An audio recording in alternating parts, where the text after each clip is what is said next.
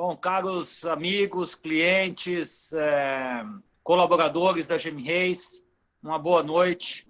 Gostaria muito de agradecer o tempo que vocês estão disponibilizando para compartilhar com a palestra do Dr. Tiago, que elaborou com muito carinho para esta noite, para compartilhar sua experiência neste tema, devidamente publicado por nós. Olá aí aos amigos do Brasil que estão assistindo nesse momento. Olá, amigos da Latinoamérica que também estão mirando agora mesmo. And hello, friends from Middle East who will be able to see this presentation later. Inicialmente, falar que é uma honra para mim estar aqui nessa grande empreitada que a GM Reis está fazendo, em poder trazer educação continuada para todos nesse período em que está todo mundo mais recluso em casa, trabalhando menos, mas, sem dúvida, sem ter acesso ao conhecimento. A gente está vendo a iniciativa de grandes empresas como a GM Reis para poder trazer isso para as pessoas, e eu queria agradecer o convite em nome do Geraldo e também ao Luiz, que me ajudou aí nessa preparação para a gente poder fazer um conteúdo de qualidade para todos. Dizer que essa aula é completamente aberta a perguntas, e para quem não tem intimidade ainda de usar o Zoom como plataforma para a gente poder trocar conhecimentos, vocês conseguem observar aí no ponto mais inferior da tela um bate-papo no qual vocês vão poder fazer perguntas escritas. Se quiserem, ao final da aula também a gente vai poder liberar os microfones para aqueles que assim desejarem e a gente poder responder a perguntas também. Para quem não me conhece, meu nome é Thiago Bonfils, eu sou especialista em pé e tornozelos aqui de Belo Horizonte, em Minas Gerais, no Brasil. Eu sou mestre em ortopedia e professor da Universidade Federal de Minas Gerais. E eu fui convidado para poder falar um pouquinho do tratamento da instabilidade crônica do tornozelo e como a gente usa essa solução da GM Reis, que é a Slim, que é o suporte ligamentar interno, utilizando as âncoras Fast Lock. Então, vamos ao tema. Então, a gente está falando aqui de instabilidade crônica do tornozelo, né? E a instabilidade do tornozelo ela é oriunda dos entorses do tornozelo, que compõem 2 milhões em incidência nos Estados Unidos todos os anos. Obviamente, elas são lateral, na sua maioria, 85%, como todos conhecem, acometem prioritariamente o ligamento fibrotalar anterior, e em 20% dos casos estão combinadas também com o ligamento fibrocalcaneano. Vocês veem aí à direita um filme, meu grande time daqui de Minas Gerais, que é o Cruzeiro, que a gente observa um mecanismo típico dessa lesão, desses atletas aí, no momento em que ele está mudando de direção, pivotando, ele tem um entorse lateral, e destacando aqui o quão frequente essas lesões são no futebol, 29% delas. E é uma lesão muito estudada, porque esse tipo de lesão está associada ao time lost to play, que é o tempo que o atleta deixa de jogar para essa lesão, né? 12% disso. Então, essa lesão traz um prejuízo econômico muito grande, por isso ela é muito visada, muito discutida, e por isso nós estamos aqui hoje. 20% a 25% desses atletas ou pacientes, no decorrer de vários entorses, podem acabar necessitando de tratamento cirúrgico, e é isso que a gente vai demonstrar um pouco de soluções existentes. Entre os vários questionamentos existentes em relação à estabilidade crônica do tornozelo, a gente tem, principalmente, quanto que a gente deve solicitar exames? É sempre? Nós sabemos que não, e nós vamos discutir isso. Que tipo de lesão é cirúrgica? Como que eu escolho minha técnica? E isso está sendo muito discutido na literatura hoje em dia, obviamente, pela grande disponibilidade de técnicas e de materiais para a gente criar soluções modernas e, obviamente, como que a gente acelera a reabilitação. Todo mundo quer ser tratado como um atleta, vamos dizer assim, e retornar cada vez mais rápido para as atividades e, assim, poder reiniciar a sua vida. Nós sabemos que a instabilidade ela tem fatores de risco, e o principal deles é o paciente que teve lesão prévia. Então, aquele paciente que você conversa, já teve entorse de tornozelo outras vezes, e ele é aquele paciente que a gente deve focar principalmente em prevenção. Só o fato do paciente ter tido uma lesão prévia, isso aumenta em 45% a chance dele ter um novo entorse. Então, isso é muito importante. E, além disso, nós sabemos que isso está associado diretamente à força muscular e à propriocepção que esse paciente perdeu decorrente dos múltiplos entorses. Diminuindo, então, a força dos fibulares, que são os nossos estabilizadores dinâmicos, e aumentando, assim, o número de entorses. Vários outros fatores de risco tá certo? Vocês veem aí à direita da tela no vídeo um esporte de risco, que é o basquetebol, em que você tem como ilustração um entorse acontecendo e, obviamente, aqui, seguindo no texto, as próprias deformidades. O pé cavo com o retropé varo, por causa do momento de força que ele coloca no retropé, também predispõe a estabilidade lateral do tornozelo. E, obviamente, que a gente tem que entender o perfil de paciente que a gente está tratando. Tratar um atacante no futebol é completamente diferente de tratar um zagueiro. E, obviamente, tratar uma bailarina vai ser completamente diferente de tratar um atleta que faz esporte de arremesso e não está tão vulnerável à instabilidade. Além disso, na própria estabilidade esportiva em si, nós observamos que a irregularidade dos campos, os movimentos de pivotagem, né, que são os movimentos rotacionais, o balanço muscular do atleta e a aderência ao tipo de piso que aquele atleta está desempenhando a sua atividade, vão influenciar diretamente como risco para aqueles entorses acontecerem mais frequentemente. Nós temos um entorse e, obviamente, nossa intenção e nossa ideia como ortopedista é sempre classificar as coisas, né? Nós temos classificação para tudo e o entorse não é diferente. E a gente classicamente vai classificar isso em grau 1, 2 e 3, com variação de diversos autores, mas pensando em diversos aspectos.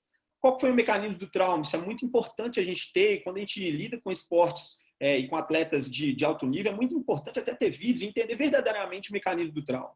Ocorreu uma deformidade aguda, existe um vídeo que pode nos demonstrar isso. Esse atleta conseguiu apoiar, ou esse paciente conseguiu apoiar imediatamente após o entorse. Qual que é o grau de instabilidade que ele exibe ou exibiu naquele momento da avaliação inicial, quando ainda o edema não iniciou no tornozelo do paciente.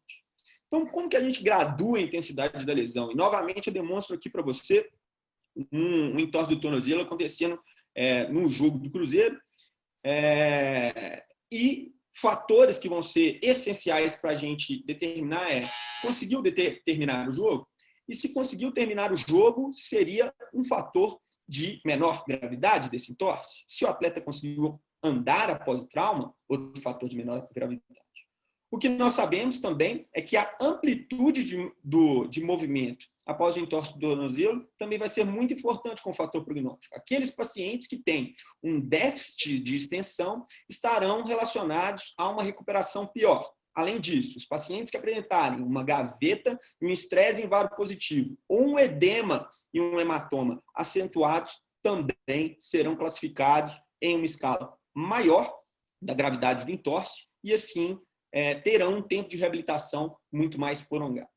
Temos que solicitar ressonância magnética para todo mundo? É necessário que a gente sempre veja esses ligamentos? A gente sabe que não, que isso não é uma verdade. É um trabalho clássico do Nick Van Dyke, que mostra que o exame clínico, muitas vezes, ele é muito mais sensível que a ressonância quando ela é realizada 3 dias após o trauma e por um profissional experiente. Obviamente que num contexto de atletas de elite ou de temas esportivos, ou até mesmo por demanda, e nós temos isso, de muitos pacientes que já vêm com uma demanda específica de exame, a gente lança mão da ressonância muito mais vezes. E no contexto dos atletas, entendendo em que não fazer um diagnóstico específico, muitas vezes de uma lesão oculta, resulta em dinheiro, em um prejuízo financeiro, com um afastamento maior desse atleta. Então, contexto atlético, ressonância magnética para todo mundo, sem dúvida nenhuma, mas lembrando dessa sensibilidade do nosso exame, pelo menos 3 dias após o trauma, como uma excelente alternativa.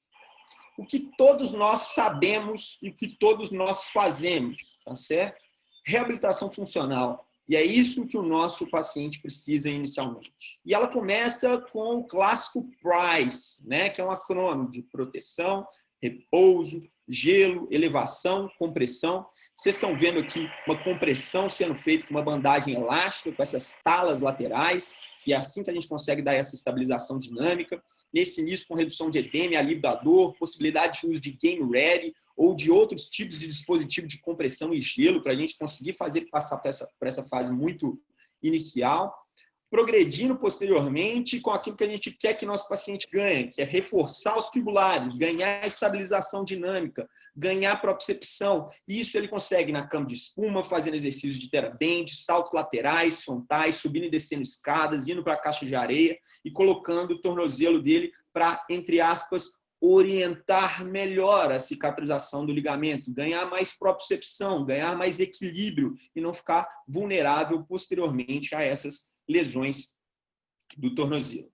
E o que a gente quer no final dessa história toda é uma evolução, como vocês estão vendo aqui, um atleta que posteriormente, passado essa fase de grande edema, de grande dor, passa por uma fase de sensibilização, de gesto esportivo, redução do edema e retorno muito provável ao jogo, como a gente sabe que a grande maioria dos atletas resulta mesmo após grandes entorses do tornozelo. Tá certo? Sabendo, então, que a reabilitação funcional, apesar de um pouco mais dolorosa no início, ela é fundamental e propicia um retorno ao esporte muito mais precoce. Aos colegas aí que vieram para assistir, estão querendo assistir a uma aula sobre Slim, e talvez pensando, cadê a cirurgia? Quando que a gente vai operar esse doente? O cirurgião mais cauteloso diria, calma, nós indicaremos tratamento cirúrgico, sem dúvida. Mas, sem dúvida, na falha do tratamento conservador e pensando no contexto do atleta com rupturas ligamentares grau 3, ou seja, aquelas rupturas completas, mais graves, com todos os fatores que a gente discutiu anteriormente. E como que a gente coloca e pensa na técnica cirúrgica? Hoje, para o cirurgião de pé e tornozelo que entra no mercado e começa a sua carreira, são uma infinidade de técnicas artroscópicas, abertas, de reconstrução, de plastia, de reparo. E como que a gente se posiciona nessa história toda? E, obviamente, que quando a gente pensa em tratar algum ligamento, nós temos que voltar à anatomia. Se tem uma estrutura lesada, nós queremos fazer com que essa estrutura lesada retorne à sua capacidade o mais original possível, né? Nada como propiciar àquele indivíduo a capacidade que ele tinha antes de lesão, a própria lesão. Então, a gente vê que nessa dissecção anatômica belíssima, a anatomia do ligamento fíbulo talar anterior, com duas bandas, um verdadeiro espessamento capsular e também o ligamento fíbulo calcaneano.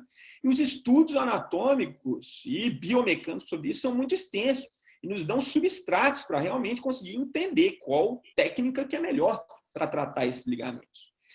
A força de restrição com que esses ligamentos conseguem dar o nó no tornozelo, tanto para a transladação anterior do talos na pinça do tornozelo, quanto para o mecanismo de varo realizado pelo fíbulo calcâneo, é determinado em força, medido em newtons.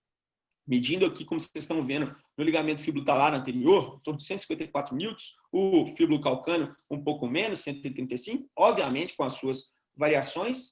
E aí nós temos a nossa dúvida, o que é necessário para a gente conseguir essa força novamente? Que tecido que a gente vai utilizar? Como que a gente vai fazer para replicar exatamente essa anatomia e dar exatamente esse tipo de estabilização que esses ligamentos nativos dão ao tornozelo? Isso tudo passa na nossa cabeça quando a gente vai pensar numa técnica. Que fatores que vão influenciar no meu reparo ou na minha reconstrução? Quando pensando no reparo, que tensão que eu tenho que dar? É uma tensão muito grande, pequena? Como é que eu faço isso? Em que posição que eu vou deixar meu pé e o meu tornozelo quando eu estou fazendo esse tipo de reparo? Obviamente que eu estou pensando nisso, tentando restabelecer a biomecânica normal, aonde que os ligamentos estão mais tensos. A gente usa esse raciocínio biomecânico para pensar. Que tipo de fixação que a gente usa? A gente vai fazer um reparo fazendo só um encurtamento de partes moles ou a gente vai incluir uma fixação óssea? Como que a gente vai reabilitar esse doente? A gente vai colocar ele para pisar sem proteção imediatamente? A gente vai colocar um gesso? Ou a gente vai fazer um controle? Pensando que esses fatores vão influenciar na cicatrização e na biologia desse ligamento. Isso tudo é muito importante. E, sem dúvida, não há possibilidade hoje da gente escolher uma técnica cirúrgica para fazer sem levar todos esses fatores em consideração. E, na verdade, é porque já está estabelecido na literatura que para vários tipos de tratamentos que nós fazemos, o ligamento alonga, ou os ligamentos alongam. E aí a gente pensa, então eu vou apertar mais a minha estrutura, ou então eu vou mudar meu protocolo de pós-operatório. E nós temos que entender e raciocinar pensando nessas coisas. Então, veja, sem a reabilitação funcional, o ligamento fibrotalar anterior, ele tende a não se alongar, mas o fíbulo calcaneano, talar posterior e o deltoide se alongam bastante, tá certo? O fíbulo talar anterior vai se alongar quando a gente tem uma carga e uma mobilização muito precoce. Mas, quando a gente faz uma carga, uma mobilização protegida, controlada, ele se mantém mais estável. Isso, obviamente, pela capacidade e pela biologia viscoelástica desses ligamentos. Então, nós estamos vendo e começando a entender a partir disso, de que os nossos ligamentos, eles têm potencial de alongar, mas, ao mesmo tempo, se a gente não deixar com carga, a nossa reabilitação não vai ser ideal. E não vai ser ideal, vejam por quê. Se a gente imobiliza completamente o nosso tornozelo, então tá, se o ligamento alonga, então vamos deixar ele cicatrizar, vamos imobilizar completamente esse paciente. E não é isso. Os ligamentos imobilizados, somente 60% da resistência deles vão ser comparativas a um ligamento normal. Mas calma aí, a gente não queria replicar a biologia normal, as características normais do ligamento? Então, imobilizar também não é a solução. Nós temos que pensar nos benefícios óbvios da mobilização e do apoio precoce. Maior tolerabilidade do pós-operatório pelo paciente, maior mobilidade, maior força de flexão e extensão, e é o que a gente quer, maior retorno ao esporte. E não entenda que só o esporte com o atleta, mas o esporte amador, ou esporte recreativo, ou para aquela pessoa que simplesmente quer voltar a trabalhar sem dor após um tipo de procedimento cirúrgico e andar em um terreno irregular. E a pergunta que a gente ainda não sabe, não tem alongamento nenhum, então, dos ligamentos quando a gente faz uma mobilização protegida, uma carga protegida? São perguntas ainda muito sem respostas. Mas o que a gente tem que entender disso tudo a gente não pode imobilizar completamente, mas também não pode deixar esse paciente completamente sem proteção. E vejam que coisa importante. Isso é a literatura que traz para a gente. O alongamento ele pode ocorrer depois de uma reconstrução, de um reparo ou de uma plastia ligamentar, levando a instabilidade residual. E a instabilidade residual será a responsável por fazer com que o nosso paciente fique insatisfeito com dor, possibilitando outros entornos. E a solução disso é fazer uma reabilitação sem dúvida protegida, baseando-se no seguinte conceito, que a nossa estrutura e o nosso arcabouço ósseo ele controla verdadeiramente a nossa estabilidade maior durante a fase de apoio da marcha. E não os ligamentos periarticulares, sindesmose, ligamentos laterais deltoides. Os ligamentos, eles atuam sim, mas como restritores secundários. Então, se a gente fizer uma mobilização e um apoio protegido, nós vamos ganhar os benefícios tanto da reabilitação quanto os benefícios do não alongamento, né, e os benefícios da mobilização precoce. E veja nessa tabela desse trabalho aqui da Afterlink International de 2008, como que aqui o ligamento fibrocalcaneano reparado e protegido alonga inicialmente muito menos, como vocês veem em amarelo aqui, do que um ligamento fibrotalar anterior reparado e não protegido, que tem um alongamento inicial muito grande. Como conclusão, a gente tem que proteger o nosso reparo no pós-operatório. Então, vocês estão vendo aqui essa ideia que eu queria trazer um pouquinho com essa aula, de que nós estamos pensando o seguinte, o reparo que eu estou fazendo alonga. E nós estamos modificando o nosso pós-operatório para que esses ligamentos não alonguem, estabelecer os meus maiores objetivos de estabilização do tornozelo inicialmente. Como que eu vou decidir? Como que eu decido que técnica fazer? Antigamente, a gente tinha uma técnica. Como que você faz para estabilidade lateral? Braço aberto. E era essa a opção que a gente tinha. Mas hoje, o nosso raciocínio ele muda. Os nossos planos de instabilidade hoje não são mais uniplanares, são multiplanares. Nós temos que entender a estabilidade que o paciente tem em varo, a gaveta anterior e posterior do paciente. Se ele tem instabilidade subtalar associada. E principalmente hoje em dia, se ele tem instabilidade multidirecional, se ele tem uma instabilidade da sindesmose do deltoide associado. Isso é muito importante na nossa definição inicial. O tempo de instabilidade. O paciente que tem múltiplos entorses de tornozelo há 10 anos é um paciente completamente diferente de um paciente que tem 3 entorses e uma instabilidade há 6 meses. A qualidade e os ligamentos remanescentes desses dois perfis de pacientes são muito distintos. Além disso, a amplitude dos testes, ela vai nos dizer sobre a gravidade da instabilidade desse paciente. Paciente que tem uma gaveta anterior sutil, um varo sutil, deve ser tratado de uma maneira muito e radicalmente diferente de um paciente que tem uma gaveta anterior grosseira ou de um varo grosseiro, tá certo? Ou que verdadeiramente quase luxa o tornozelo. E óbvio, pensar e sempre ter isso em mente, lembrando que não há consenso disso na literatura, que os pacientes com deformidade em varo do retropé têm uma maior predisposição pelo momento biomecânico a ter entorse. E nós temos que decidir se esse varo será abordado ou não junto com o tratamento da nossa instabilidade do tornozelo. Além da avaliação clínica, que é imprescindível definir todos os fatores, alguns cirurgiões de pé e tornozelo também fazem uso da avaliação radiográfica. E ela é muito interessante, do meu ponto de vista, para documentar a gravidade das coisas. Vamos dizer assim, separar o joio do trigo. Então, vocês vejam aqui 2 testes de estresse, no AP e no perfil do tornozelo. A esquerda no AP e a direita no perfil. Teste de estresse. A esquerda está sendo feito VAR e a direita está sendo feito gaveta anterior. E vocês veem como há uma transladação, uma abertura em varo sutil, tá certo? O que é radicalmente diferente desse paciente aqui, que tem uma abertura muito grosseira no varo, e desse paciente aqui, que tem uma transladação anterior do talos muito, muito grosseira. Então, obviamente, esses pacientes com doenças muito diferentes devem ser tratados de formas diferentes. E esse é um conceito muito importante que a gente tem que entender em relação à ressonância magnética. Avaliei clinicamente, determinei a gravidade daquela instabilidade. E aqui nós temos que determinar, ok, esse paciente está instável. Ele tem ligamentos que eu posso utilizar e confiar na biologia residual deles para fazer o meu reparo? Ou ele não tem? Então, vocês vejam aqui à esquerda, nesse corte axial em T2, essa posição do ligamento fíbulo-calcaneano, que está com o sinal alterado, obviamente, mas nós vemos resquícios ligamentares. Enquanto aqui, como eu destaco para vocês, nessa outra axial em T2, como praticamente não se vê quase nenhum resquício ligamentar.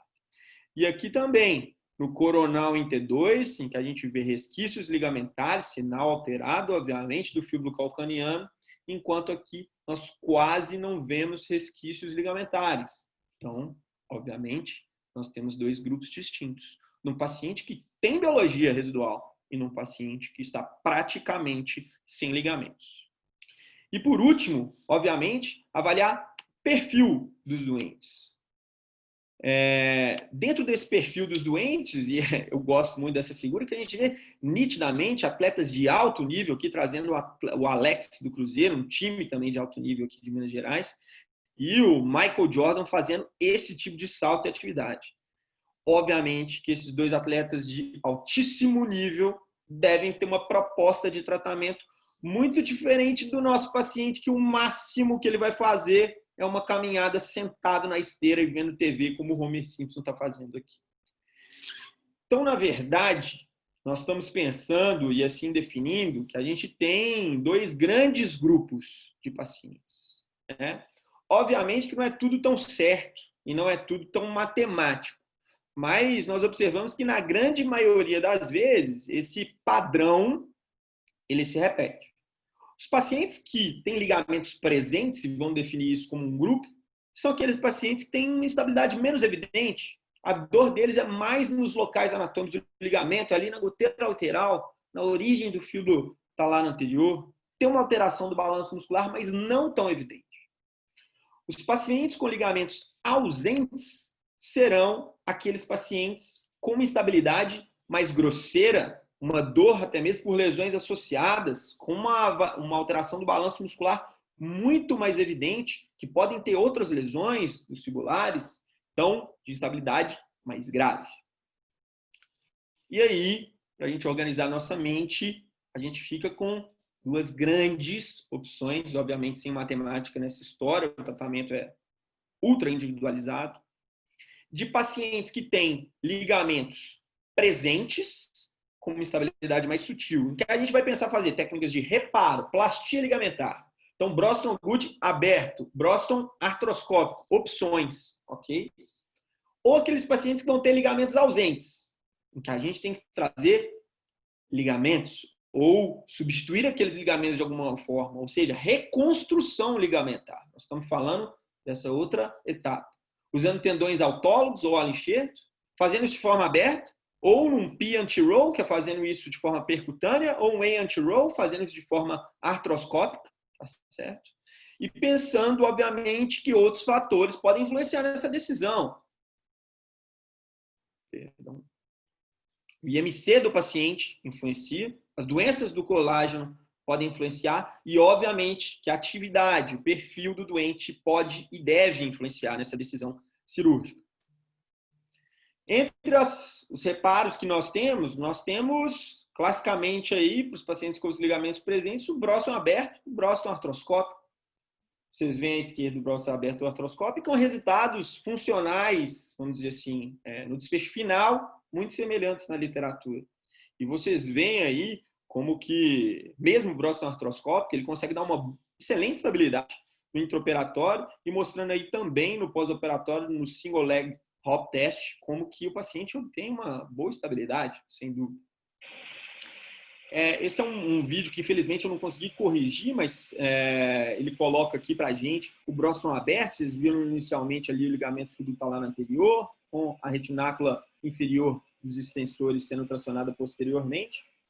E eu trouxe isso aqui para a gente falar especificamente de Broston aberto, porque esse trabalho é muito importante.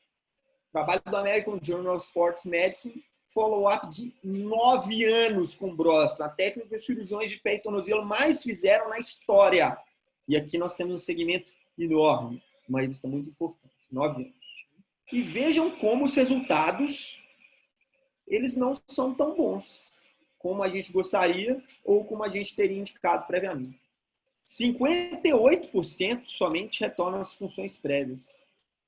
Esses pacientes têm um retorno ao esporte pequeno, 26% não retornam. E 30% desses pacientes vão apresentar artrose nessa radiografia, muito provavelmente por instabilidade residual. Ou seja, o que a gente fez ali, somente com a nossa técnica aberta, somente com o Broston, não está funcionando. E a gente está vendo isso em grandes números. 30% desses pacientes estão evoluindo com artrose, 58% só retornaram às atividades. Então, é uma estatística hoje, modernamente, que é inadmissível em qualquer tratamento que a gente faça.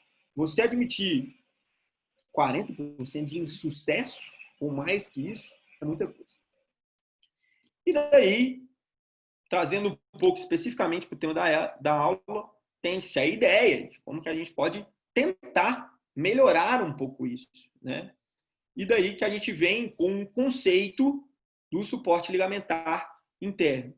O suporte ligamentar interno, ele tem o objetivo de proteção.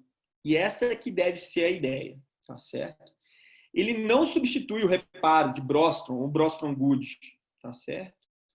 Ele é feito naquela mesma tentativa e ideia em que foram os estudos do pós-operatório. Se o meu ligamento fibrotalar anterior, fibrocalcâneo, que eu estou reparando, que eu estou fazendo uma plastia, ele está alongando no pós-operatório, se eu estou com medo que ele alongue, se eu estou pensando em tensão, se eu estou pensando no meu pós-operatório, protegendo ele externamente, de alguma forma, a ideia do Slim é fazer uma proteção interna, deixar essa proteção intrínseca ao paciente. Ou seja, um augmentation de um reparo tipo Broston ou tipo Broston Good. Classicamente descrito de forma aberta, mas com alguns cirurgiões já fazendo por forma artroscópica. Em termos de literatura, né, a gente tem descrito o uso de fitas de alta resistência como augmentation.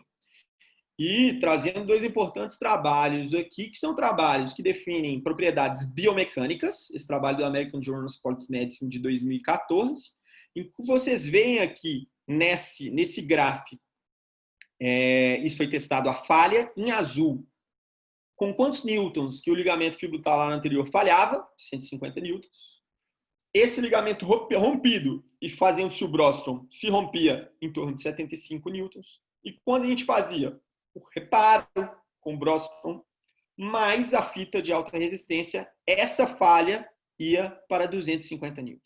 Ou seja, biomecanicamente, utilizar fitas de alta resistência, como augmentation, ela faz com que a falha, a força necessária para a falha daquele reparo, seja muito maior. E a conclusão dos autores é indicar isso e pensar essa técnica como uma alternativa para aqueles pacientes com lacidão ligamentar, obesos, atletas de elite, ou quando a gente pensa que a reconstrução ligamentar, para aqueles pacientes lá que não tinham ligamentos, não é possível. E aqui, resultados clínicos. Obviamente que a gente tem que entender a biomecânica, mas também temos que entender como que isso funciona na prática. E esse trabalho aqui, muito importante também, com 81 pacientes operados, agora de 2018, utilizando-se fitas de alta resistência e obtendo excelentes resultados. Esse foi um estudo feito com atletas, excelentes resultados clínicos em scores funcionais, do single leg hop test, e com retorno ao esporte muito mais precoce, com pacientes já retornando ao esporte com 8 semanas, com uma média aí de 84 dias. E que, na verdade, é a ideia de que baseia o conceito do Slim, que é você poder propiciar uma segurança, uma proteção interna para acelerar o processo de reabilitação, para pensar em ser mais agressivo, em não necessitar tanto do nosso pós-operatório controlado para liberar esse paciente para as atividades diárias, esportivas, etc. Então, vocês vejam aqui um exemplo, efetivamente, da técnica Slim, um paciente com instabilidade funcional e mecânica do tornozelo. Foi realizada uma artroscopia desse paciente previamente. Vocês veem aqui o portal anterolateral, desenhado e planejado o acesso para fazer o Slim de forma aberta. O Slim de forma aberta ele pode ser feito de duas formas. Posicionando primeiramente a âncora no talos, ou primeiramente a âncora na fíbula. O mais feito pelos cirurgiões do mundo todo é posicionando prioritariamente a âncora no talo. Eu vou mostrar aqui a técnica posicionando inicialmente a âncora na fíbula, por causa de uma característica específica da Fast Locks, que nos possibilita com maior facilidade fazer isso. Eu vou demonstrar para vocês. Aqui, primeiro, vocês têm aqui o acesso feito, a retinácula afastada e a broca posicionada no colo do talo, para poder fazer a perfuração para Fast Lock. Esse buraco é fresado e, posteriormente, colocado um fio no talos aonde aquele orifício foi feito. Não é posicionada a âncora no talos nesse momento. É dissecado o ligamento fibutalar anterior e a retinácula extensor dos extensores dos fibulares, para que a gente inicialmente consiga fazer esse reparo. A gente faz, então, a perfuração também para Fast Lock na fíbula e também a passagem do macho na fíbula e o posicionamento da âncora, e aqui, esse detalhe técnico, primeiro na fíbula. Vejam aqui o detalhe que o fio do orifício feito no talos está posicionado, enquanto a gente está posicionando a âncora na fíbula primeiro. Essa âncora ela tem uma característica específica que eu vou mostrar aqui para quem não tem intimidade com ela, em que ela primeiro deve ser impactada até a marca a laser, em que a âncora entra então em contato com o osso e em que então a gente deve iniciar os movimentos rotacionais da âncora para poder fazer a inserção dela dentro do osso. Então, mostrando aqui para vocês a anatomia dessa âncora, ela é uma âncora que tem aqui nessa porção mais distal um orifício, uma marca laser, tá certo? E então, essa região da âncora. E todas essas âncoras Fast Lock 4.75 e 5.5, elas já vêm com uma fita de alta resistência nelas, tá certo? Então, elas têm um fio dentro da âncora que fica retido nessa parte mais superior dela e também uma fita de alta resistência, como vocês estão vendo, que está presa nessa parte lateral. Então, vocês vejam aqui que essa âncora, então, ela foi inserida na fíbula e ela tem a parte da fita de alta resistência que está aqui para fora da fíbula e os fios da âncora que agora estão passados para fazer o nosso reparo tipo Brostrom Good. E o fio passado lá no furo que a gente fez previamente no talos. Depois que a gente faz o reparo Brostrom Good convencional, igual vocês estão vendo aqui a fita da direita, esse tape é tracionado na fíbula e nós vamos fazer a inserção desse tape, dessa fita de alta resistência no talos, em que nós estamos abrindo espaço aqui ao redor do fio. Vocês vejam, então, que essa segunda âncora Fast Lock que nós estamos utilizando, que vem já com a fita de alta resistência por dentro dela, nós temos que tirar essa fita. Essa fita não será utilizada porque nós utilizaremos a fita que já está inserida.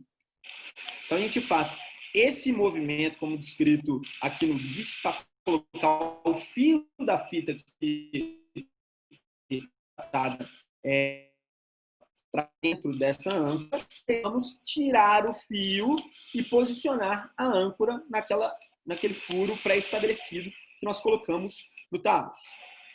É feito com o auxílio daquela marca laser que eu mostrei anteriormente, o quanto da fita deve entrar antes da gente fazer a impacção e depois que a gente faz a impacção, isso é um detalhe técnico muito importante, em que nós devemos fazer uma prevenção do hipertensionamento dessa fita de alta resistência, posicionando uma hemostática dela no momento em que a gente está fazendo essa inserção final dessa âncora.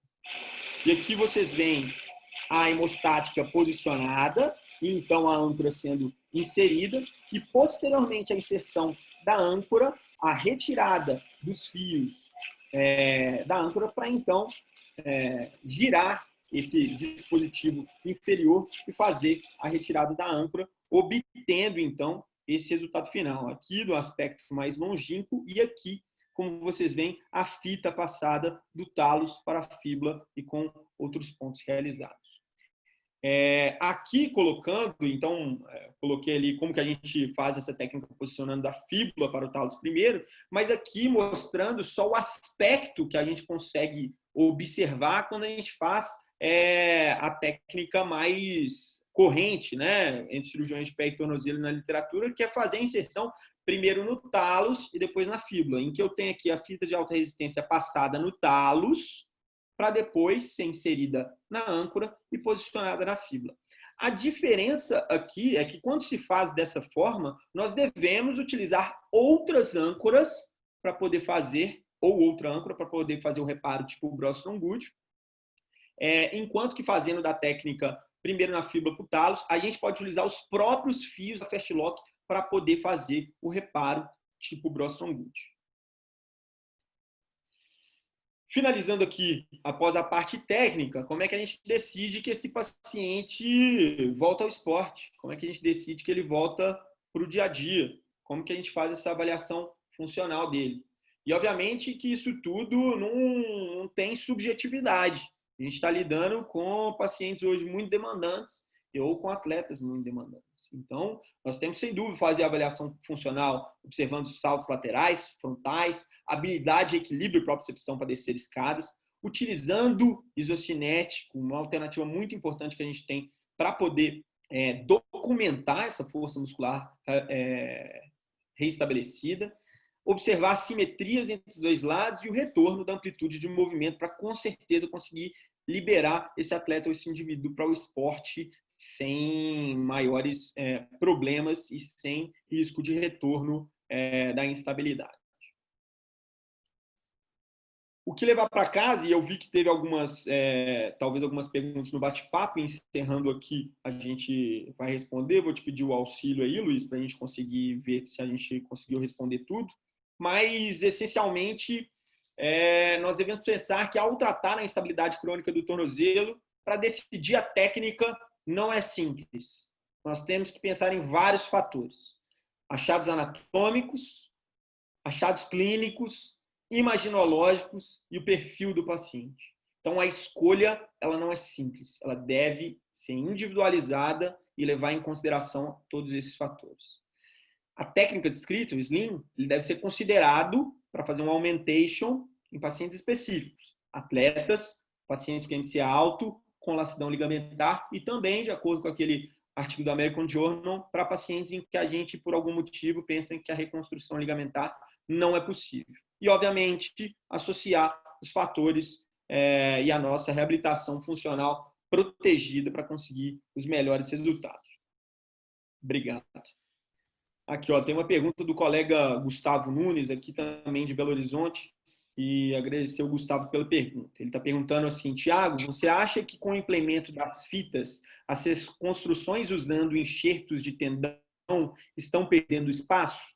Bacana, eu acho assim uma excelente pergunta do Gustavo, parabéns e obrigado. E, na verdade, eu acho que não, viu, Gustavo? Assim, eu penso que é uma indicação realmente diferente, assim. No meu dia a dia, eu penso de acordo com aquele slide que eu coloquei, que nós temos duas grandes opções. Ligamentos presentes em estabilidade sutil. Vou pensar em técnicas de reparo e vou pensar em técnicas de plastia. Paciente com estabilidade muito grosseira e com ligamentos ausentes. Esse paciente eu vou fazer reconstrução.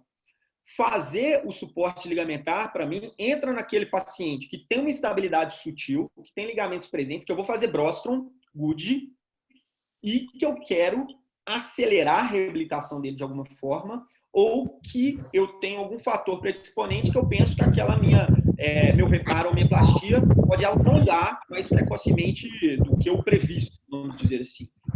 Então, para mim, entra numa terceira indicação, pensando principalmente no perfil desse paciente. Não acho que substitui as reconstruções, porque, sem dúvida, a reconstrução tem o seu papel imprescindível aí quando a gente tem ligamentos ausentes. O Thiago Rankel está perguntando aqui com quanto tempo de pós-operatório inicia a reabilitação funcional assistida. O meu protocolo de pós-operatório, especificamente aqui falando para o Slim, esse paciente ele sai do pós-operatório com uma tala gessada, e esse objetivo não é um objetivo especificamente para evitar apoio ou qualquer coisa do tipo, mas é um objetivo analgésico. A minha rotina, eu vejo o paciente sempre 3 dias após a cirurgia, e quando possível, e a dor já se resumiu, eu já faço a retirada da tala gessada desse paciente, já posiciono uma tornozeleira para ele com barras laterais rígidas. Se o paciente tem condição de comprar, eu gosto que ele faça uso de tipo Aircast mesmo, que eu acho que ela consegue dar para a gente uma excelente estabilidade e, ao mesmo tempo, ajudar a gente no controle de edema e propiciar que o paciente faça flexo-extensão de forma livre. Então, eu já inicio para ele esse apoio protegido no terceiro dia.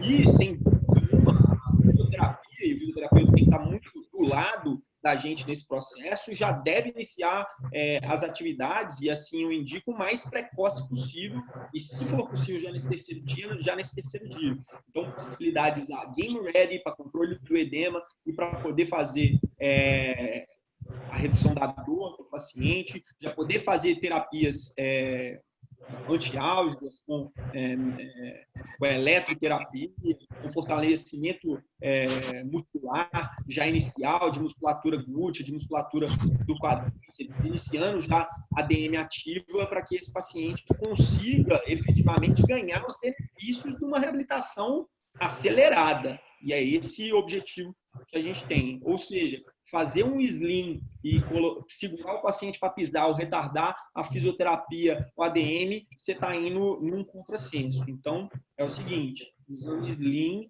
temos que pensar que esse paciente tem que pisar o mais precoce possível e que esse paciente deve, o mais precoce possível, iniciar a fisioterapia com terapias antiálgicas, ADM, reforço muscular e, obviamente, ir progredindo de acordo com a redução do edema, a tolerabilidade à dor e própria estabilidade que você conseguiu no intraoperatório.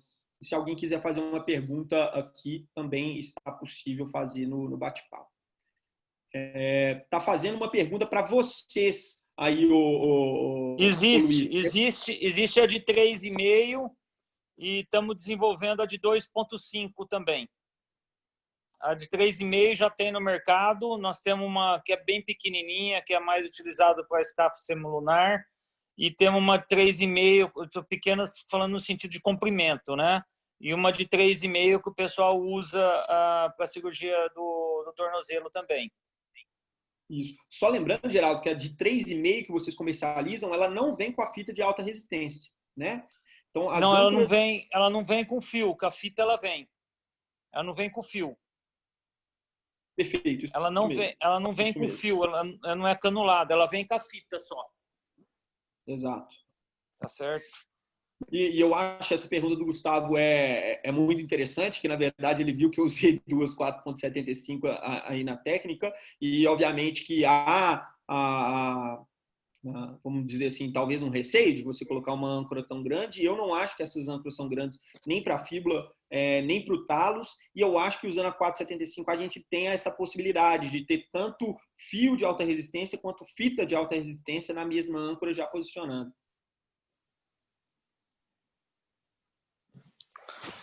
Doutor Tiago, você tem uma casuística, você consegue falar com propriedade de quanto tempo você consegue acelerar a reabilitação do paciente quando você usa essa técnica? Em uma semana, em 2 semanas, ou isso não foi quantificado ainda? Sim. Eu não tenho nada publicado sobre suporte ligamentar interno, Geraldo, ou de fazer qualquer tipo de augmentation para esses reparos laterais. Eu verdadeiramente documento meus casos, mas sem dúvida a casuística não é extensa. Dos casos que eu tenho, o que a gente pode observar é que esses pacientes, eu não operei nenhum atleta de elite nesse sentido, que precisava realmente retornar, vamos dizer assim, em 8 ou 10 semanas para o jogo após isso, mas eu operei pacientes que faziam atividade esportiva amadora e que conseguiram aí retornar à atividade esportiva amadora com 12 semanas, o que está dentro da literatura aí para augmentation para esse suporte ligamentar interno e fitas de alta resistência para ligamentos laterais. O que muitas vezes, eu acho que na prática do cirurgião de pé e tornozelo, fica difícil da gente quantificar sem um estudo científico, vamos dizer assim, porque isso é muito individual do paciente quando a gente não tem uma casuística extensa, igual naquele trabalho que eu apresentei, que são 81 pacientes, né? Então, você tem pacientes que são muito mais dedicados à reabilitação e, normalmente, o que eu observo é que o paciente que busca esse tipo de tratamento, o perfil do paciente que busca ter um augmentation da técnica, e hoje tem pacientes que, assim, o demanda, são pacientes que vão dedicar muito no pós-operatório. Enquanto que aquele paciente que talvez seja um pouco mais desleixado, ele vai deixar para voltar às atividades um pouco depois.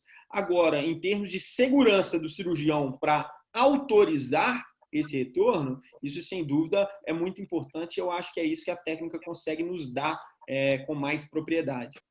Tem o Éder aqui de São Paulo, em relação à tensão da fita, qual a técnica utilizo para verificar. Então, na verdade, assim, essa é uma coisa muito subjetiva. Eu desconheço na literatura algum método objetivo usando dinamômetro ou qualquer tipo de dispositivo que a gente consiga fazer uma determinação precisa ou quantitativa da tensão que a gente faz na fita. Uma coisa que a gente tem que pensar e que é muito importante é que a fita é inelástica. Então, se você colocar a fita muito tensa ou se você colocar ela na mesma tensão e comprimento do ligamento, você pode fazer uma restrição na amplitude de movimento desse doente.